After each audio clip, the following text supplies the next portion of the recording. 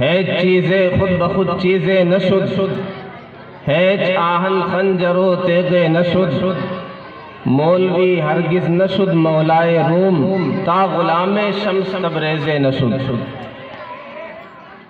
کوئی بھی چیز خود بخود کوئی چیز نہیں بن جاتی، کوئی لوہا خود بخود خنجر تیغ تفنگ تلوار خود سے نہیں بن جاتا۔ مولوی ہرگز نشد مولائے روم، مولانا روم مولوی روم ایسے نہیں بن گئے۔ شمس تبریز ان کی دور اندیش نگاہیں تھی، ان کی جد و جہد تھی، ان کی کاوشیں تھی۔ تو الحمدللہ جیسا کہ ابھی استاذ محترم نے بتلایا کہ رکشا کلا کو اس اعتبار سے، تعلیمی اعتبار سے لوگ چند سالوں پہلے نہیں جانتے تھے۔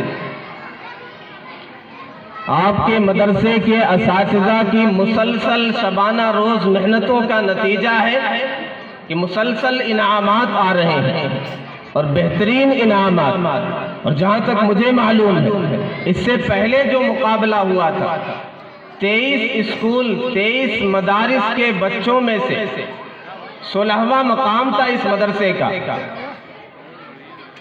16ویں مقام سے چھلانگ لگا کر کے ترقی کر کے دوسرے مقام پر آپ کا مدرسہ پہنچ گیا۔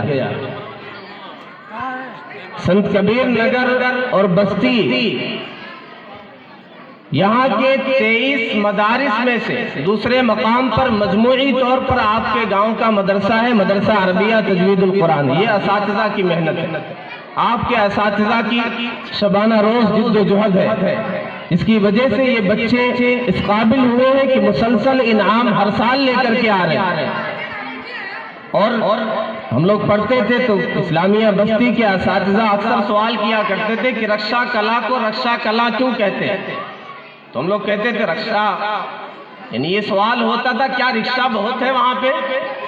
ہم لوگ کہتے تھے ہم نے تو کبھی نہیں دیکھا، ایک رکشا کلا میں ایک رکشا بھی نظر نہیں آتا ہے۔ لیکن اب اگر کوئی پوچھے تو یہ کہہ سکتے ہیں رکشا تو نہیں ملے گا، لیکن سائیکل رکشا کلا میں بہت آتی ہے، بچے خوب جیت کر کے لے کے آتے ہیں۔ تو اللہ کا شکر ہے، اللہم زد فزد، اللہ مزید ترقی عطا کرے، اسی طرح بچے ترقی کرتے رہے، جھلملاتے رہے، مزید روشنی پھیلاتے رہے۔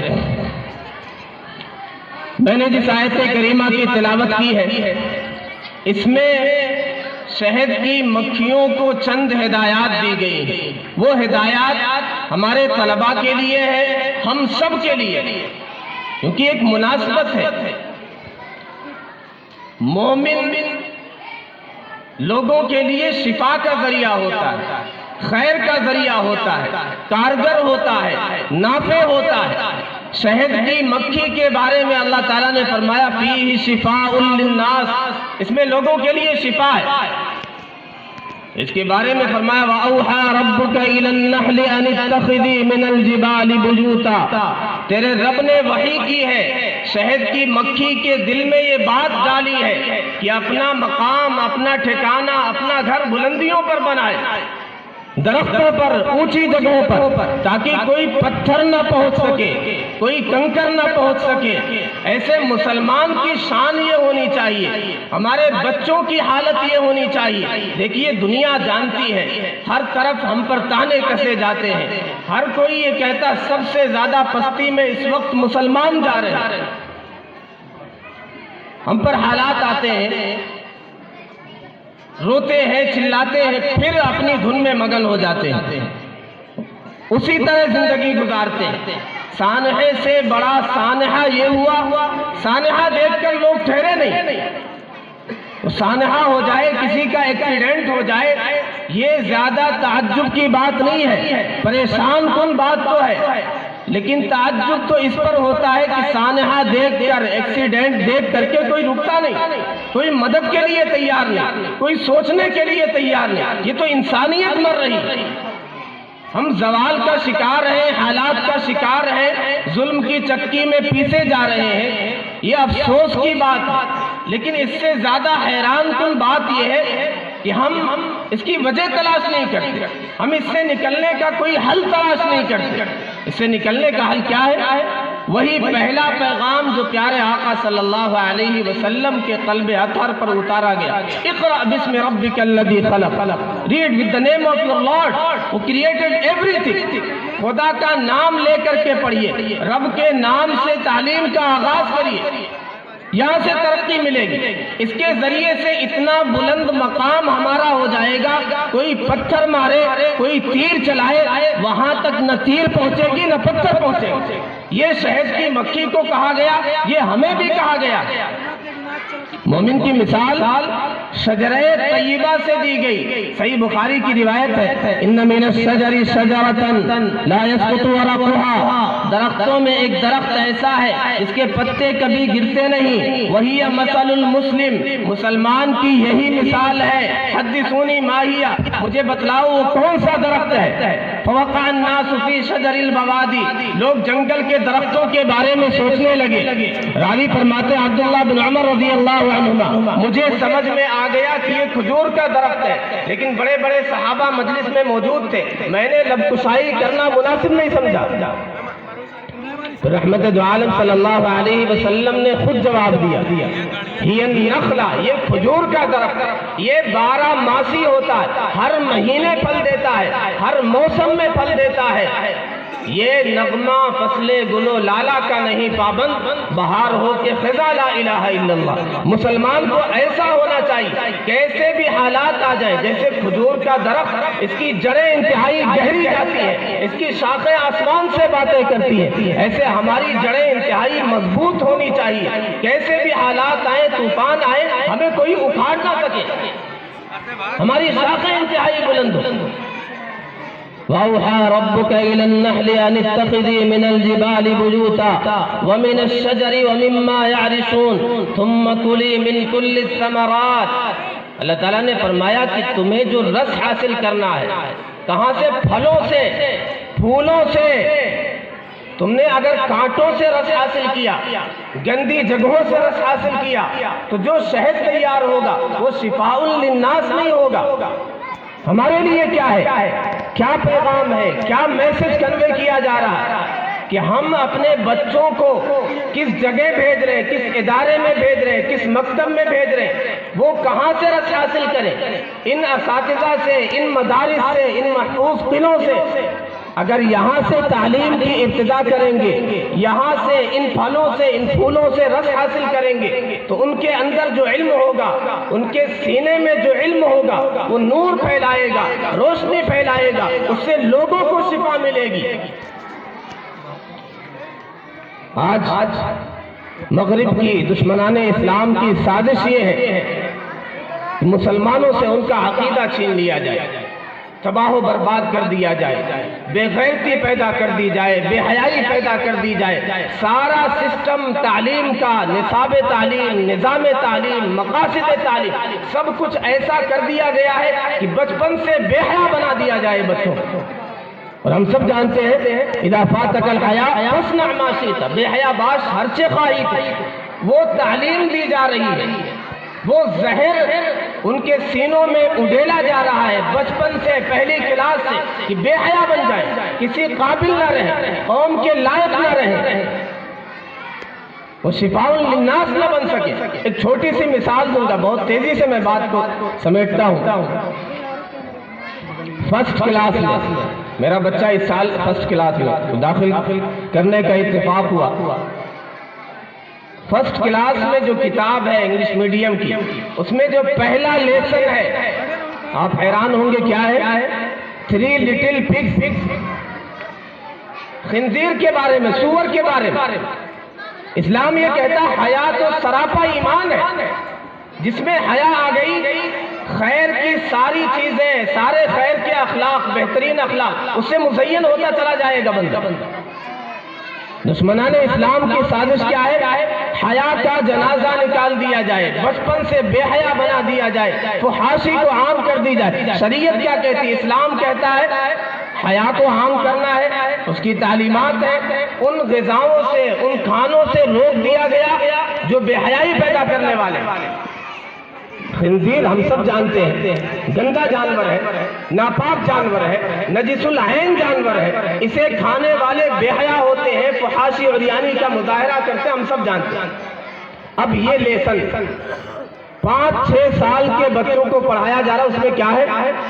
3 چھوٹے چھوٹے خنزیر، سور، ان کو کس سے لڑایا جا رہا، کس سے مقابلہ ہو رہا؟ ابھی تک ہم نے سنا تھا بکری اور بھیڑیے کا مقابلہ، اس لیسن میں کیا ہے؟ خنزیر کا بھیڑیے سے مقابلہ۔ یہیں سے آپ سمجھ سکتے ہیں کہ یہ پلاننگ کے تحت ہے، ذہن خراب کرنا ہے، بے حیائی پیدا کرنا ہے۔ یہ خنزیر ایک کا چھپر کا گھر ہوتا ہے، ایک کا لکڑی کا گھر ہوتا ہے۔ اب آگے جب سبق ختم ہوتا ہے کوئسچن کیا ہے، سوالات کیا ہے، ایکسرسائز کیا ہے، تمرین کیا ہے؟ ہو از گڈ، 2 ہی آپشن ہے۔ سیدھا آپشن کیا دے گا؟ لڑکا۔ اور ایسے ایسے لوگ بھی ہیں پڑھانے والے، وہ بہت شوق سے پڑھاتے ہیں، بے حیائی کو انہیں بھی پروموٹ کرنا۔ ہو از گڈ، آنسر کیا ہوگا؟ پگ از گڈ، خنزیر گڈ ہے۔ اب بچے کے دل میں، 5-6 سال کے بچے کے دل میں جب یہ بٹھا دیا گیا کہ یہ خنزیر اچھا جانور ہے، گڈ ہے، بہتر ہے، تو وہ جو پھر اس کی جو قباحت دل میں بٹھایا تھا اسلام نے، وہ تو نکل گئی۔ وہی کے ایک ٹیچر، میں نے جا کے وہاں پرنسپل صاحب سے کہا کہ دیکھیے یہ، تو انہوں نے کہا کہ یہ تو ہے، ہم اپنے اساتذہ کو تاکید کریں گے کہ اسے اس انداز سے سمجھائیں کہ اسلام میں یہ گندا جانور کہلاتا ہے، نجس العین جانور کہلاتا ہے، اپنے اعتبار سے سمجھائیں۔ اتفاق ایسا ایک استاذ نے مجھ سے آ کے بتایا کہ آج بچی نے مجھ سے کہا ہو از گڈ، یہی سوال کیا، میں نے کہا یو آر گڈ، اس نے کہا نہیں یو آر رانگ، تم غلط ہو، پگ از گڈ۔ یہ چونک گئے، یہ کیا کہہ رہا ہے؟ تو یہ تو میں نے ایک چھوٹی سی مثال دی، یہ سب کچھ ہو رہا، اس لیے ہم غور کر لیں اپنے بچوں کو کہاں بھیج رہے ہیں، کس ادارے میں بھیج رہے ہیں، کس کالج میں بھیج رہے ہیں، وہاں کیا سکھایا جا رہا ہے۔ عجیب بات ہے، قرآن و احادیث میں جب تربیت کی بات آتی ہے تو غیروں کی طرف متوجہ نہیں ہے آیتیں، والدین کی طرف متوجہ ہے۔ اکثر آیتیں اور احادیث اگر آپ غور کریں گے جہاں تربیت کی بات ہوتی ہے والدین کی طرف متوجہ ہے، یہ والدین کی ذمہ داری ہے۔ مروا اولادکم بالصلاۃ وہم ابناء 7 سنین، والدین سے کہا جا رہا ہے کہ تم اپنے بچوں کو نمازی بناؤ، 7 سال کے ہو جائیں نماز کا حکم دو۔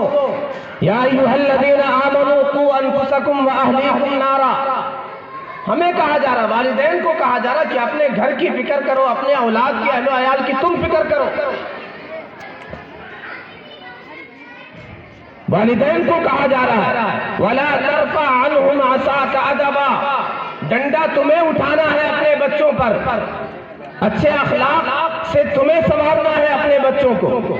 باہر والے بھی کام کرتے ہیں، اور یہ تو اسکول جو کھلے ہیں یہ تو ایک کمرشیل ان کے فائدے ہیں، کاروبار کرنا ہے، اللہ ماشاء اللہ ہر ایک اس میں شامل نہیں ہے، کچھ مخلص بھی ہے، نیک نیت بھی ہے۔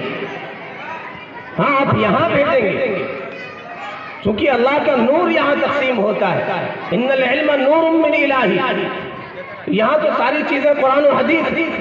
آپ کہیں اور بھیج رہے ہیں تو مطمئن ہو کر کے نہ بیٹھ جائیں، بچے امانت ہیں، سوال کیا جائے گا آپ نے کیا کیا، کیا تربیت دی۔ ہم تو بڑے خوش ہو جاتے ہیں 3 بچے تھے، 3 بچیاں تھیں، پڑھایا لکھایا شادی کر دی، کیا اخلاق سکھلائے ہیں، حیا کی تعلیم دی کہ نہیں، نمازی بنایا کہ نہیں۔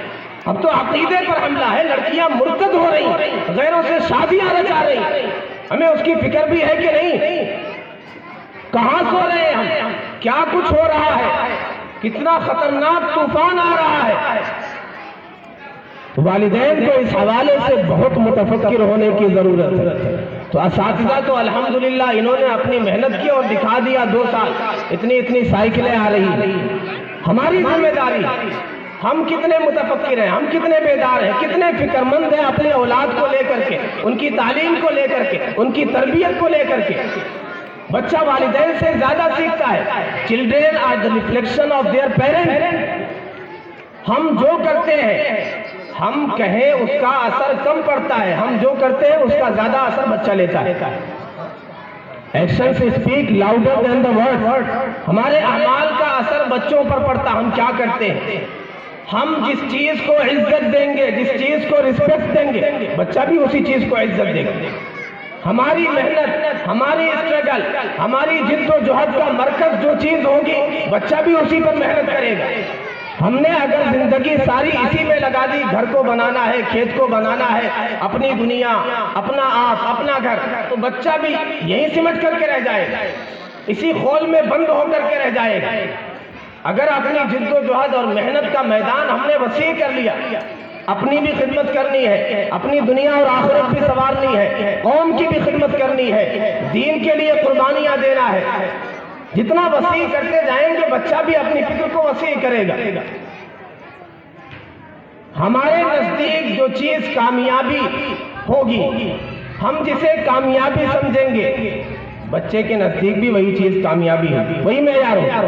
اگر ہم یہ سمجھتے ہیں مالدار ہونا یہی کامیابی، یہی سکسیس ہے، تو بچہ بھی اسی کو سمجھے گا یہی کامیابی۔